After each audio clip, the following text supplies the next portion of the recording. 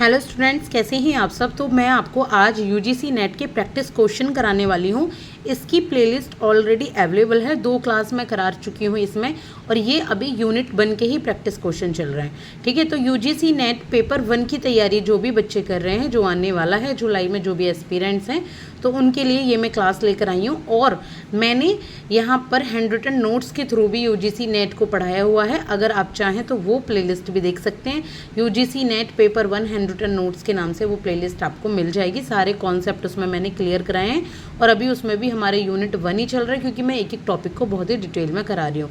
अगर आप कहो कि मैं उसका मैराथन या उसके मतलब जल्दी से उसको कंप्लीट कराऊँ, तो मैं वो भी करा सकती हूँ, लेकिन डिटेल में पढ़ना यूजीसी नेट को बहुत ज़रूरी है, क्योंकि यूजीसी नेट बहुत बारीकी से क्वेश्चन पूछता है। तो चलिए, पीवाईक्यूज़ की भी क्लास अवेलेबल है। पीवाईक्यूज़ के लिए प्लेलिस्ट है। प्रीवियस ईयर क्वेश्चन भी मैंने कराए हैं यूजीसी नेट के, और जल्दी ही मैं प्रीवियस ईयर क्वेश्चंस और भी अपलोड कर दूंगी। अभी ये प्रैक्टिस क्वेश्चन है। अभी जैसे एक आप तरीके से ना मॉक टेस्ट देते हो, प्रैक्टिस करते हो, तो अभी उसी तरीके से हैं। हम बहुत ही सिंपल तरीके से पढ़ाई करते हैं यूजीसी नेट की। तो अभी लर्नर करेक्टरिस्टिक्स से हैं सारे। इससे पहले जो मैं आपको करा चुकी हूँ, वो मैं आपको यहाँ पे टीचिंग और लर्निंग के क्वेश्चंस करा चुकी हूँ। ठीक है, 2 क्लास में आप उन्हें देख लीजिएगा। चलिए स्टार्ट करते हैं। 15 से 20 क्वेश्चन करने की कोशिश करेंगे हम एक सेशन में। पहला क्वेश्चन है, understanding theories and principle of children's learning is of fundamental importance. देखिए, जो चिल्ड्रंस लर्निंग होती है, यानी कि जो बच्चे सीखते हैं, तो उनकी जो थ्योरी है और जो प्रिंसिपल हैं, वो एक फंडामेंटल होती हैं। क्यों है, क्यों थ्योरीज और प्रिंसिपल्स को, सिद्धांतों को पढ़ा जाता है चिल्ड्रन की लर्निंग के लिए। ठीक है, वो एक फंडामेंटल होती हैं। क्यों होती हैं, हमें इसका आंसर बताना है। फॉर इफेक्टिव टीचिंग के लिए, या फॉर इफेक्टिव करिकुलम प्लानिंग के लिए, या for motivation of the learner, या ऑल ऑफ द एबव। देखिए, अच्छी टीचिंग करेंगे किससे, थ्योरीज और प्रिंसिपल से, बिल्कुल। इफेक्टिव करिकुलम प्लानिंग, यानी कि जो पढ़ाने जा रहे हैं उसकी प्लानिंग हो सकेगी, बिल्कुल। और लर्नर का मोटिवेशन भी बढ़ेगा, इसीलिए तो थ्योरीज और प्रिंसिपल्स होते हैं टीचिंग एंड लर्निंग में।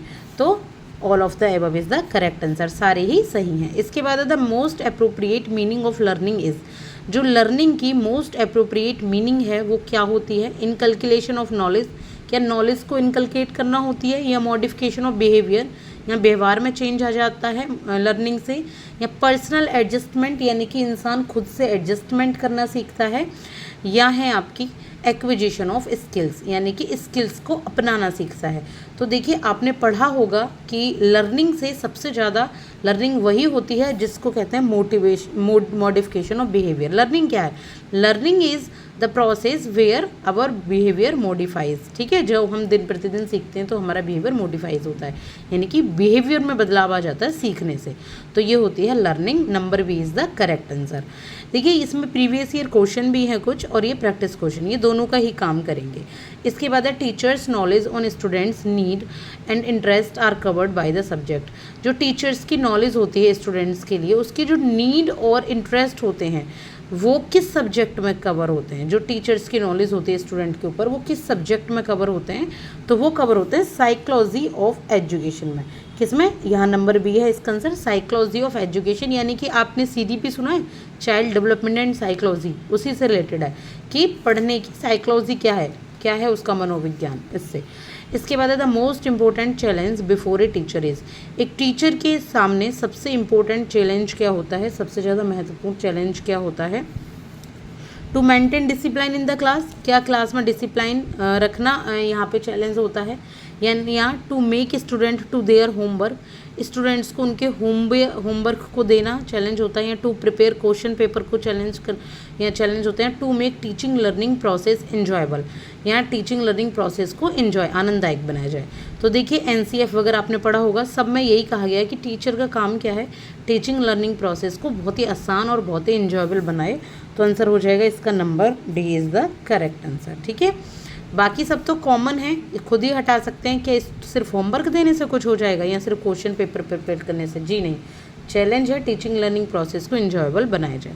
इसके बाद है, the psychological aspect of classroom are best managed by.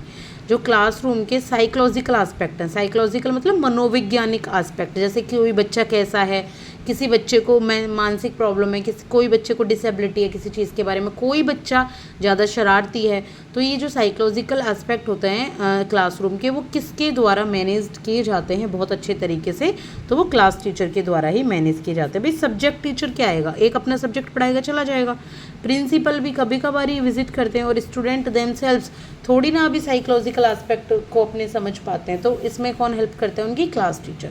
इसके बाद है students can be classified into 4 types on the basis of their learning. जो स्टूडेंट्स हैं अपनी लर्निंग के बेस पे 4 तरीके के होते हैं। इनमें से कौन सा तरीका जो होता है वो लर्निंग में मीनिंग और रीजनिंग खोजना होता है, कि लर्निंग की मीनिंग क्या है, ये मतलब जब सीख रहे हैं तो मीनिंग खोजते हैं, और रीजनिंग उसका कारण तर्क सोचते हैं, तो वो क्या है, कौन से लर्नर कहेंगे, उनको कहेंगे यहाँ पे एनालिटिकल लर्नर। तो ये इनोवेटिव लर्नर वो हैं जो नई नई चीज़ें खोजते हैं, कॉमन सेंस लर्नर वो हैं जो नई चीज़ खोजने की बजाय थोड़ा कॉमन सेंस का यूज़ करके आंसर देते हैं। डायनामिक लर्नर कौन से होते हैं, डायनामिक होते हैं जो जल्दी ही दूसरी चीज़ों को भी सीखने लगते हैं, यानी कि डायनामिक हो जाते हैं एक के साथ दूसरी चीज़ें। एनालिटिकल लर्नर वो होते हैं जो रीजनिंग और जो मीनिंग ज़्यादा निकालते हैं, तो ये होते हैं एनालिटिकल लर्नर। इसके बाद है instructions that takes into account various types of learners and learning styles and is adapted accordingly is said to B.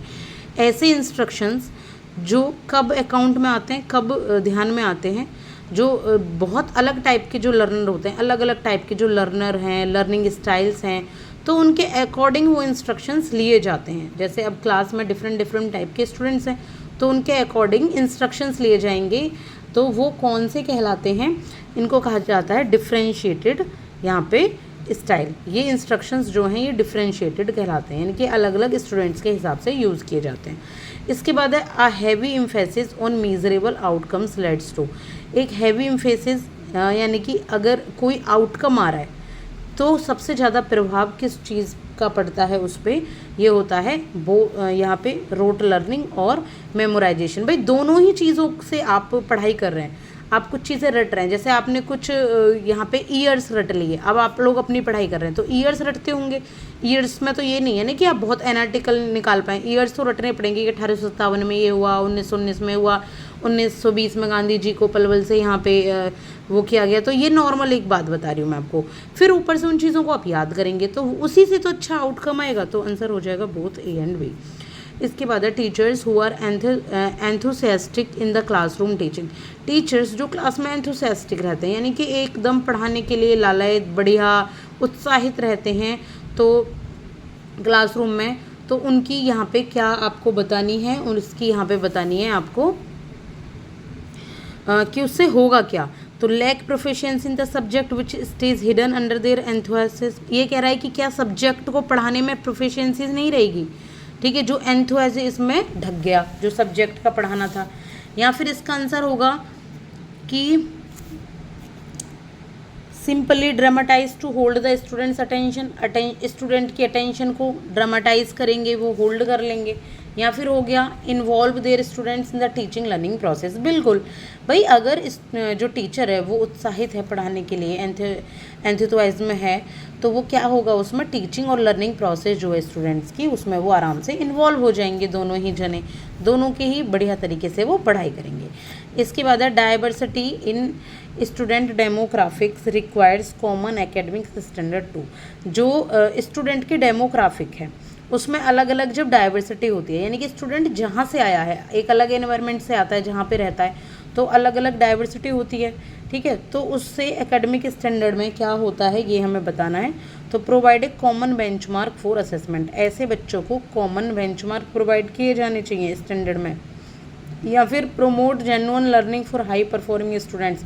जो स्टूडेंट्स बहुत ज़्यादा हाई परफॉर्म कर रहे हैं उनको प्रमोट कर दो। या ये देखो कि जितने भी स्टेट्स हैं have the same requirement are required. जैसे सेंट्रल गवर्नमेंट ने बोल दिया कि जितने भी स्टूडेंट है ना सेम ही चीज़ दो उनको, नहीं, इसमें आता है provide a common benchmark. Assessment के लिए कॉमन बेंचमार्क दो। ये मत देखो कि कोई हाई लर्नर है, कोई कैसे स्टेट से आए, सबको बराबरी यहाँ पर दो, चाहे कितने भी डाइवर्स यहाँ पे जगह से आए हों वो लोग। इसके बाद है इंट्यूटिव थिंकिंग। इंट्यूटिव थिंकिंग क्या होती है?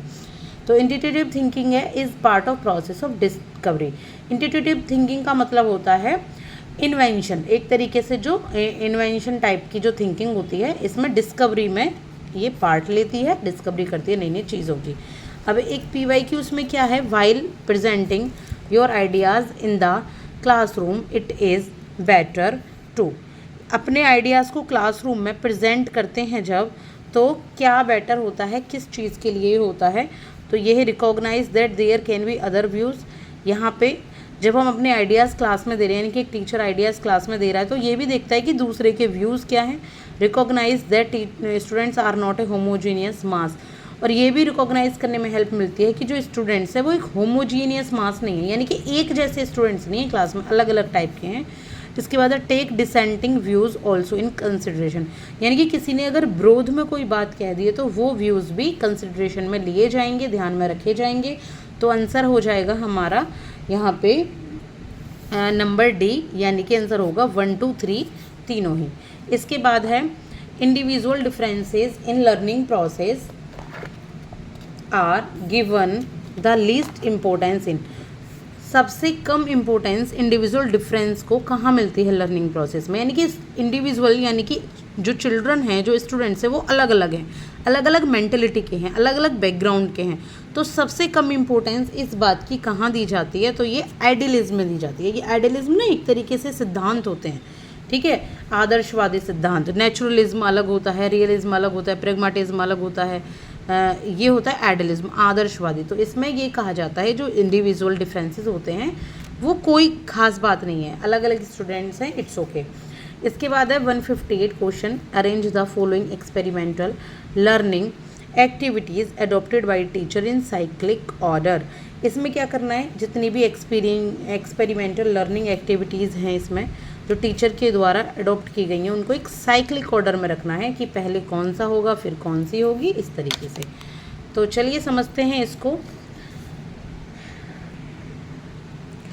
तो एकोमोडेशन आएगा पहले, या कन्वर्जिंग आएगा, या एसिमुलेशन आएगा, या डाइवर्जिंग आएगा। देखिए, जो एक टीचर साइक्लिक ऑर्डर में लेता है पढ़ाते वक्त, तो सबसे पहले वो क्या करेगा, वो सबसे पहले एसिमुलेशन करेगा। यानी कि एसिमुलेशन का मतलब क्या है कि कोई भी चीज़ है जो भी आप सिखा रहे हैं बच्चों को, उसकी प्रीवियस नॉलेज के हिसाब से उससे मैच कराए, यहाँ पे एसिमुलेशन हो जाएगा, ठीक है। इसके बाद क्या होगा, इसके बाद होगा एकोमोडेशन। एसिमुलेशन के बाद एकोमोडेशन होगा, बच्चा उस चीज़ को सीख गया है कि हाँ अच्छा ये अंतर है। जैसे टीचर ने यहाँ वोवल और यह कॉन्सोनेंट पढ़ाने शुरू करे, तो पहले वो कराएगी ये अल्फ़ाबेट होते हैं 26।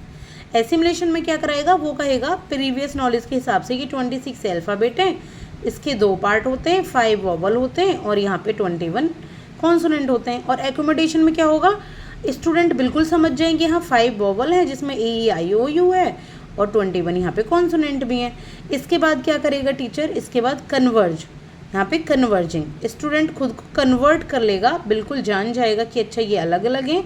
इसके बाद 4th होगा डाइवर्जिंग, यानी कि और एक नई चीज़ इससे निकाल पाएंगे बच्चे। इसमें ये आ जाएगा अच्छा वोवल जितने भी है उससे पहले N लगेगी और जितने भी कॉन्सोनेंट है उससे पहले A लगेगी, अगर एक आ जाता है। तो इसका आंसर है 3, 1, 2 एंड 4। एक बार पॉज करके एक बार पढ़ लीजिएगा क्योंकि इस टाइप के क्वेश्चन बहुत आते हैं।